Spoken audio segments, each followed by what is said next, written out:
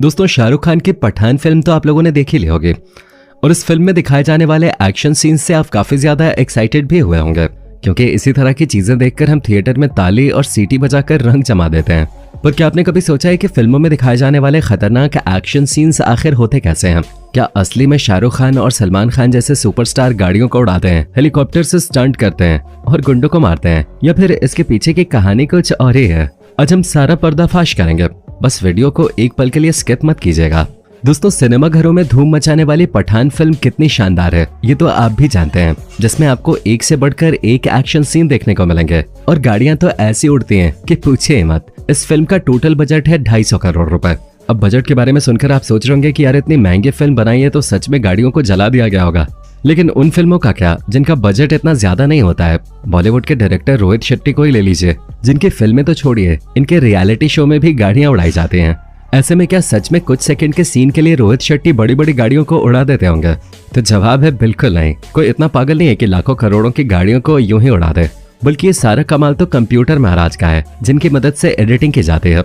फिल्मों में आप जिन गाड़ियों को उड़ते हुए या एक्सीडेंट से टूटते हुए देखते हैं, असल में वो असली गाड़ियां होती ही नहीं है। ये उन बड़ी बड़ी गाड़ियों का रेप्लिका, या फिर आसान भाषा में कहा जाए तो उन गाड़ियों के खिलौने वाले मॉडल्स होते हैं, जो बिल्कुल असली गाड़ियों जैसे ही नजर आते हैं। और इन बड़ी बड़ी गाड़ियों के एक्शन सीन बाहर खुली सड़क में नहीं, बल्कि क्रोमा स्टूडियो में शूट किए जाते हैं। दोस्तों, कंफ्यूज मत होइए, हम आपको डिटेल में समझाते हैं कि आखिर हमारी आंखों के साथ ये धोखा किया कैसे जाता है। सबसे पहले तो जिन गाड़ियों को लेकर सीन शूट करना होता है, उनके छोटे छोटे टॉय मॉडल्स खास तौर पे बनवाए जाते हैं और एक लकड़ी पर रेत डाल के नकली सड़क तैयार की जाती है, जो बिल्कुल असली नजर आती है। जिसके बाद सीन के हिसाब से ही गाड़ियों को सेट करके उनकी पोजीशन फिक्स की जाती है। अब जिन गाड़ियों को ब्लास्ट करवाना होता है, या उन्हें उछलता हुआ दिखाना होता है, या फिर एक्सीडेंट वगैरह का सीन होता है, तो इस तरह की चीजों को फिल्माने के लिए कार को धागे से बांधकर हाथों से उछाला जाता है और इस एक सीन को कैमरे में कई सारे एंगल से रिकॉर्ड किया जाता है। एक बार जब ये सारा सीन रिकॉर्ड हो जाता है, तो अब बारी आती है एडिटिंग के, क्योंकि सारा खेल तो कंप्यूटर पे एडिटिंग के सहारे ही किया जाता है। साफ शब्दों में कहा जाए तो एडिटिंग ही वो जादू है जिसे देखकर हम दर्शक सिनेमा घरों में सीटी बजाना शुरू कर देते हैं। सबसे पहले तो एडिटिंग के जरिए कार से बंधे धागे को पूरी तरह से हटा दिया जाता है और सीन को ज्यादा रियलिस्टिक बनाने के लिए धूल मिट्टी भी उड़ाई जाती है, जिसे देखने में ऐसा लगता है मानो सच में बड़ी सी गाड़ियां उड़ रही हो। दोस्तों, ये तो हुई कार को उछालने के बाद, लेकिन फिल्म में इससे भी ज्यादा बड़े बड़े कारनामे होते हैं, जैसे कि एक साथ कई सारी गाड़ियों को चलते हुए दिखाया जाता है। इस तरह के सीन भी इन छोटी छोटी गाड़ियों की मदद से ही शूट किए जाते हैं, जिसके लिए कई सारी कारों को टेप की मदद से आपस में जोड़ दिया जाता है और फिर उन्हें एक साथ चलाया जाता है, जिसे देखकर ऐसा लगता है कि कई सारी गाड़ियां कतार में चल रही हैं और कोई पावरफुल बंदा गाड़ियों के काफिले को लेकर जा रहा है। अब गाड़ियों का चलना और उड़ना तो फिर भी एक बार ठीक है, लेकिन आखिर उन्हें जलने वाले सीन कैसे शूट किए जाते हैं, जिसमें कार के अंदर ही धमाका कर दिया जाता है? तो भाई, इस तरह के कारनामे भी बहुत ही चतुराई से किए जाते हैं। सबसे पहले तो इसमें हरे पर्दे का इस्तेमाल होता है, जिसे टेक्निकल भाषा में क्रोमा फ्रेम कहा जाता है। अब इन छोटी छोटी कार्स को क्रोमा फ्रेम के आगे रख दिया जाता है और फिर कार के अंदर धूप बत्ती जलाकर रख दी जाती है, ताकि उसमें से लगातार धुआं निकलता रहे। और जिस किसी भी कार में ब्लास्ट का सीन फिल्माना होता है, उसके अंदर जलता हुआ मोम डालकर आग लगा देते हैं। जी हाँ, इन छोटी छोटी गाड़ियों में असली की आग लगाई जाती है और फिर इन गाड़ियों को एक दूसरे के ऊपर फेंका जाता है, या फिर इनके अंदर ब्लास्ट करवा दिया जाता है और फिर जरूरत के हिसाब से इस तरह के सीन की एडिटिंग करके परफेक्ट फिल्म तैयार हो जाती है। तो देखा आपने कि किस तरह से फिल्म मेकर्स हमारा उल्लू काटते हैं, पर अभी तो केवल शुरुआत है, क्योंकि फिल्मों में दिखाए जाने वाले जितने भी बेहतरीन और हैरत अंगेज सीन्स होते हैं, उनमें सारा खेल ग्राफिक्स और विजुअल इफेक्ट का होता है। लेकिन इसको भी ज्यादा रियलिस्टिक बनाने के लिए सीन की डिटेलिंग और विजुअलाइजेशन पे बहुत ज्यादा ध्यान दिया जाता है, ताकि जब दर्शक फिल्म को देखें तो उन्हें ऐसा महसूस हो जैसे कि ये स्टंट असली में किए गए हैं और यहाँ पर उड़ने और ब्लास्ट होने वाली गाड़ियां बिल्कुल असली हैं। और दोस्तों, आप लोगों ने फिल्म में हीरो को हेलीकॉप्टर से लटकते हुए या फिर उस पर खड़े होकर स्टंट करते हुए बहुत बार देखा होगा।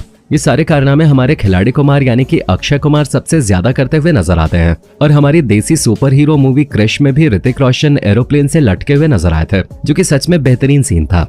लेकिन क्या आप जानते हैं कि आखिर इस सीन को किस तरह से फिल्माया गया था? दोस्तों, अगर हम क्रिश मूवी की बात करें तो इस फिल्म में ऋतिक रोशन को प्लेन से लटकता हुआ दिखाया गया था, पर आप ये जानकर हैरान हो जाएंगे कि यहाँ पर कोई भी असली का प्लेन नहीं था, बल्कि इस पूरे सीन को क्रोमा और वीएफएक्स टेक्निक से शूट किया गया था।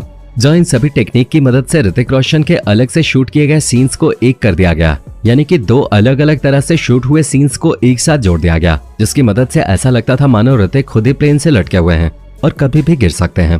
पर असल मायनों में जब आप इस सीन को शूट होते हुए देखेंगे तो हंस कर पागल हो जाएंगे, क्योंकि बिना किसी प्लेन के क्रोमा स्क्रीन के सामने जब ये सब शूट किया जाता है तो सच में काफी फनी लगता है।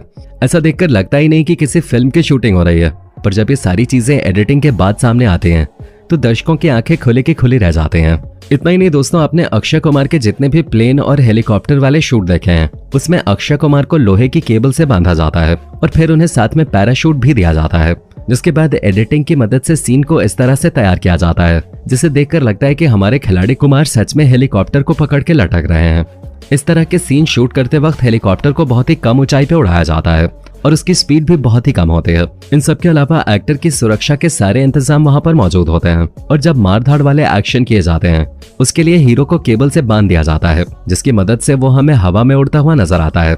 और ऐसे सीन क्रोमा स्टूडियो में गद्दे लगाकर शूट किए जाते हैं और फिर बाद में एडिटिंग की मदद से गद्दे की जगह सड़क या मैदान का इमेज लगा दिया जाता है, जिसे देखकर हमें ऐसा लगता है मानो हमारा हीरो सड़क या मैदान पे एक्शन कर रहा है। दोस्तों, एक्शन और मारधाड़ का नजारा तो आप लोगों ने देख लिया। आइए अब बात करते हैं फिल्मों में वाली सबसे रोमांचक चीज की, यानी कि डबल रोल के। क्योंकि आज की टेक्नोलॉजी में डबल रोल करना कोई बहुत बड़ी बात नहीं है। इसके लिए बस एक्टर के सामने स्टैंड रख दिया जाता है और एक्टर उस स्टैंड को अपना हमशक्ल मानकर अपने डायलॉग बोलता है और फिर अपनी कॉस्ट्यूम बदलकर उसी स्टैंड की जगह पे खड़ा हो जाता है और अपने हमशक्ल का डायलॉग बोलता है। इन दोनों ही सीन को अलग अलग एंगल से पहले शूट कर लिया जाता है, जिसे बाद में सॉफ्टवेयर की मदद से एक कर दिया जाता है। और जब लोग इस सीन को देखते हैं तो उन्हें ऐसा लगता है मानो एक ही शक्ल के 2 लोग सामने खड़े हैं जिन्हें कैमरे में फिल्माया गया है। वैसे दोस्तों, आपको बता दें कि इस तरह के सीन में एडिटिंग और स्पेशल इफेक्ट के अलावा एक्टर्स की एक्टिंग में भी दम होना बहुत ही ज्यादा जरूरी है, क्योंकि एक अच्छा एक्टर ही स्टैंड को अपना हमशक्ल मानकर अपने दोनों रोल को अच्छी तरह से निभा सकता है। इसी वजह से अगर जुड़वा या फिर कह लीजिए डबल रोल वाली जितनी भी फिल्में हैं वो या तो सुपर डुपर हिट जाते हैं या फिर फ्लॉप हो जाते हैं।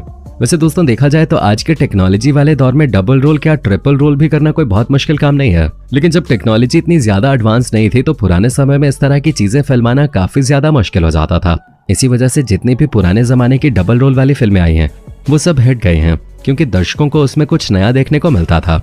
अगर आपने कभी गौर किया हो तो पुरानी फिल्मों में डबल रोल कर रहे एक्टर के दोनों रोल्स को एक फ्रेम में बहुत ही कम बार दिखाया जाता था। हमेशा उन्हें अलग दिखाया जाता था, जिसमें एक का चेहरा दिखता था तो एक की पीठ दिखते थे, जिसके लिए बॉडी डबल का इस्तेमाल किया जाता था। क्योंकि पहले इस तरह की चीजें शूट करना बहुत मुश्किल था, लेकिन अब तो टेक्नोलॉजी और एडिटिंग सॉफ्टवेयर इतने ज्यादा फास्ट हो गए हैं कि फिल्म तो छोड़िए, लोग यूट्यूब वीडियोस में भी डबल रोल जैसी चीजें दिखाकर लोगों को हैरान करना नहीं भूलते हैं। तो दोस्तों, ये थी फिल्मी दुनिया की असली सच्चाई, जिसे देखकर आपका क्या कहना है कमेंट में बताना ना भूलें। और इसी तरह के वीडियोस को लगातार देखते रहने के लिए चैनल को फटाफट सब्सक्राइब कर दें।